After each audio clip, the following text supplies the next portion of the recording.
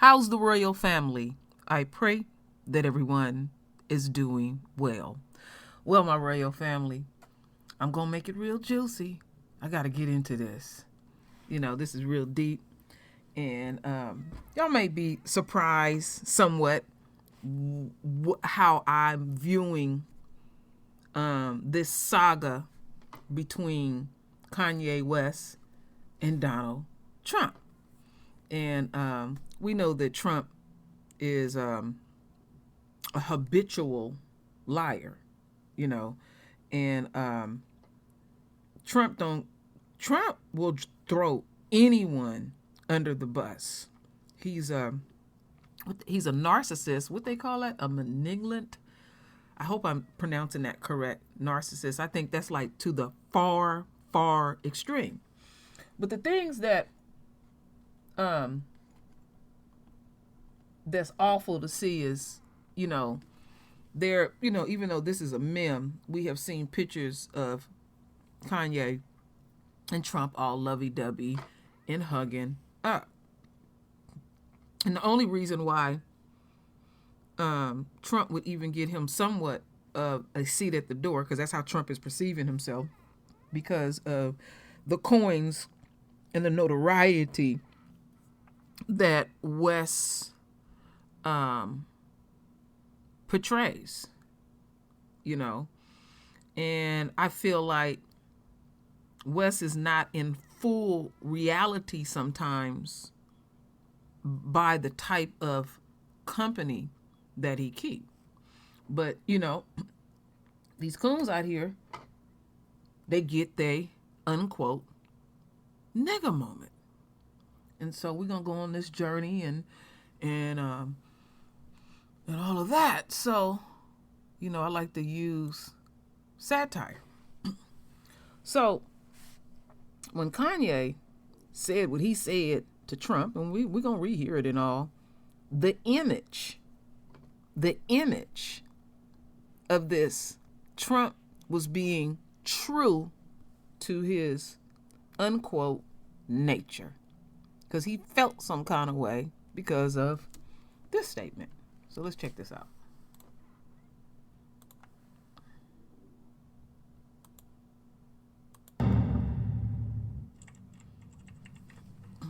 I think the thing that Trump was most perturbed about, me asking him to be my vice president, I think that was like lower on the list of things that caught him off guard. It was the fact that I walked in with intelligence. So Trump is really impressed with Nick Fuentes. And Nick Fuentes, unlike so many of the lawyers and so many people that he was left with on his 2020 campaign, he's actually a loyalist. When he didn't know what the lawyers is, you'll still have your lawyer list.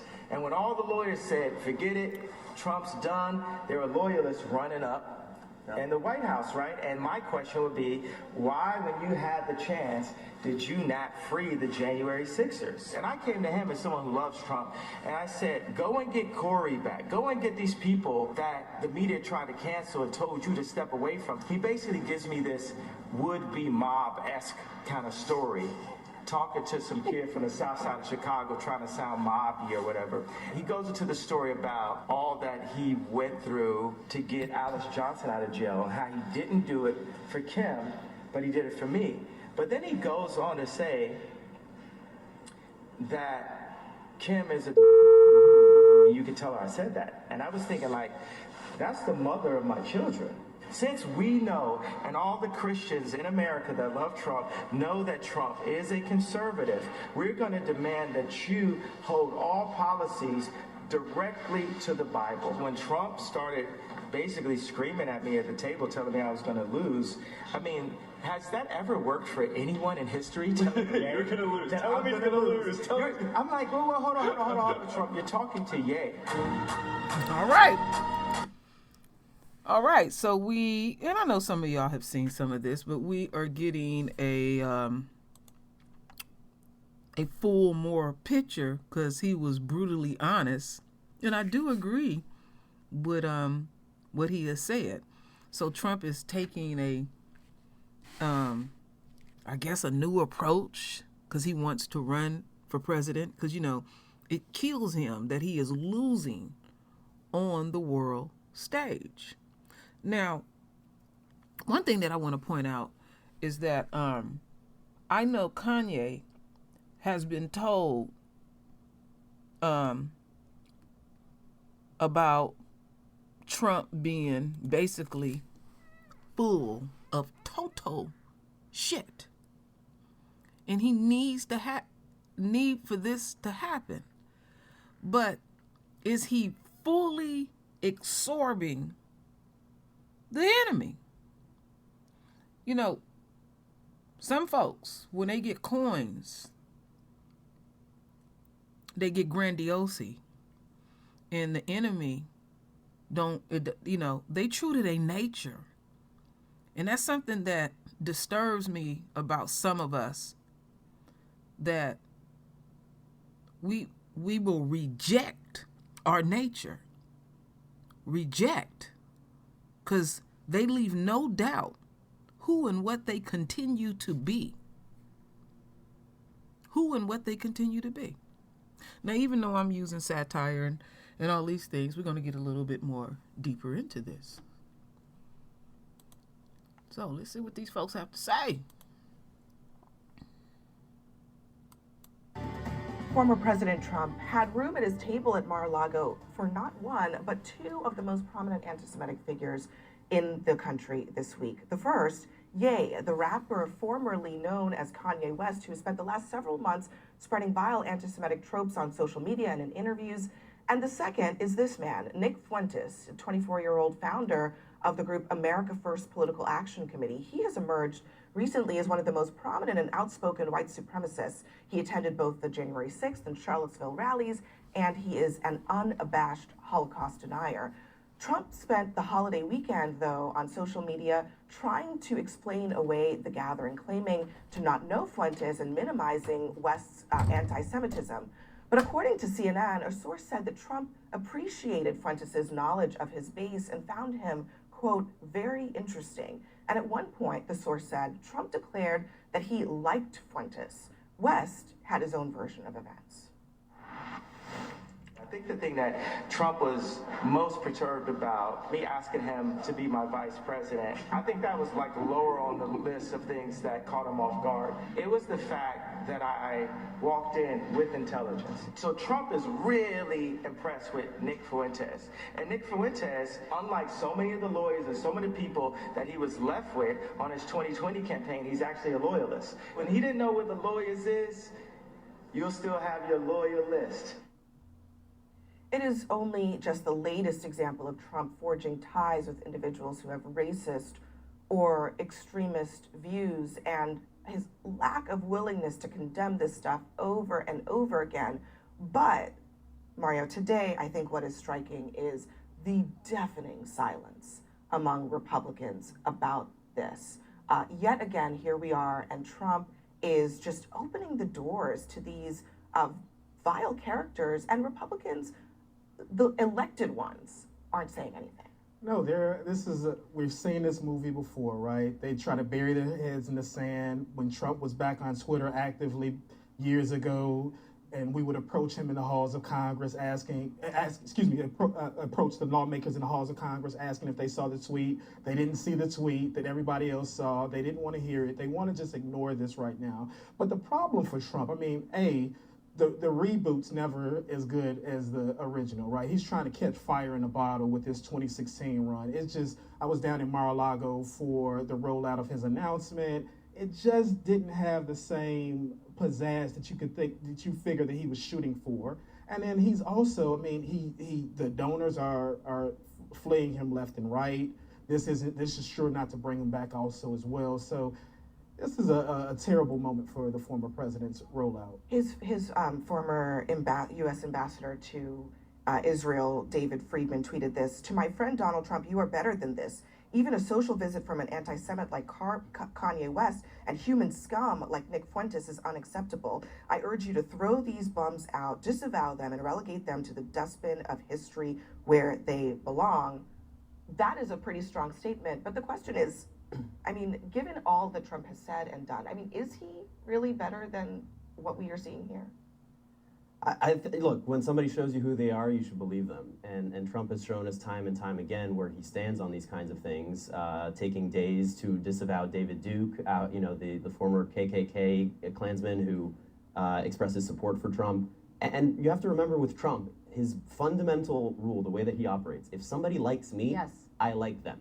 And that's it. Doesn't matter It doesn't matter who they are. It doesn't matter if they're anti-Semitic. It bar. doesn't matter if they're racist. That is the bar for Trump every single time. And you also know, when you look at these denials from Trump, when there is a blatant lie in them, you know that the whole thing is BS. Because Trump here says that Kanye West unexpectedly showed up with 3 of his friends. Nick Fuentes, but one of the friends was Karen Giorno, who ran Trump's Florida campaign in 2016, who I know very well, who Trump knew very well on site. So, it's just, and then there's the issue of Trump himself, of course, has also spewed anti-Semitism in the past, including very recently when he suggested that American Jews are essentially not grateful enough towards him because of his support for Israel, going on that anti-Semitic trope of dual loyalty of American Jews. I just want to put people to understand here this Nick Fuentes situation.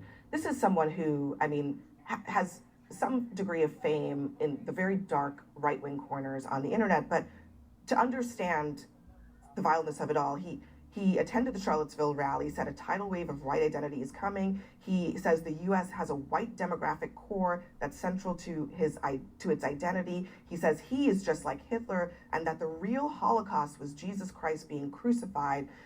Notably, though, Marjorie Taylor Greene, who we were just discussing, Congressman Paul Gosar, spoke at his white supremacist conference in the past. And both of those people are members of the Republican Party in good standing. Power broker. Yeah. Now in the House Republican Conference, Nick Fuentes is a very much a known quantity. Yes, he inhabits the darker corners of the internet, but he also inhabits the House floor now.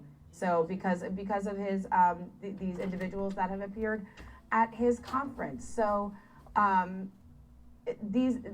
There has been this permission structure created by the Republican Party to not cast individuals like Nick Fuentes, back to And doesn't the this dark tell corners. us so much about what a Trump term would look like, too? Like, no vetting of people, just like anti-Semites, Holocaust deniers walking through the door. I mean, it tells us everything. But exactly, but because of the silence that Abby mentioned at the beginning of this segment, that's why this continues, because there is no one in the Republican Party who, with any sort of power, that's willing to stand up and rebuke him. Now, the question is, should other people get into the presidential race if this is something that's called out by some of the potential challengers of the former president? I mean, this is all tracking with exactly the Trump that we know, and it all tracks with Marjorie Taylor Greene. This is all the same stuff we've been seeing for years. This is like, to me, there's nothing surprising about any of this.